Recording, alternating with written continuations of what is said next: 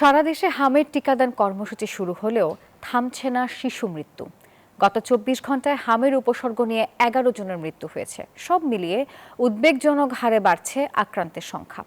প্রতিনিধিদের পাঠানো তথ্য ছবি নিয়ে থাকছে ডেস্ক রিপোর্ট।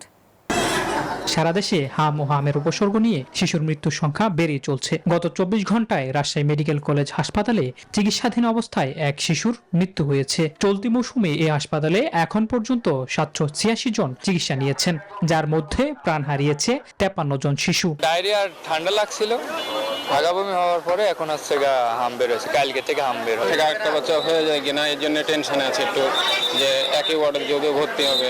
এদিকে সিলেটে গত ২৪ ঘন্টায় হামের উপসর্গ নিয়ে ৩ শিশুর মৃত্যু হয়েছে।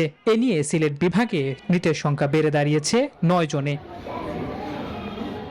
অন্যদিকে গাজীপুরেও আশঙ্কাজনক হারে বাড়ছে হাম আক্রান্ত শিশুর সংখ্যা। শহীদ তাজউদ্দিন আহমদ মেডিকেল কলেজ হাসপাতালে বর্তমানে চিকিৎসাধীন ৫৪ জন শিশুর মধ্যে গত একদিনই ভর্তি হয়েছে ২৮ জন। খুলনা বিভাগেও হামের সংক্রমণ বেড়েই চলছে। বিভাগের ১০ জেলায় এ পর্যন্ত ১,৯০২ জন শিশু হাসপাতালে ভর্তি হয়েছে। চিকিৎসকরা বলছেন, হাম নিশ্চিত করার জন্য দ্রুত শনাক্তকরণ ব্যবস্থা জোরদার করা জরুরি। এই অবস্থায় সংক্রমণ রোধে শিশুদের দ্রুত টিকা দেয়া ও অভিভাবকদের সতর্ক থাকার পরামর্শ দিয়েছেন বিশেষজ্ঞরা। Desk report, news 24।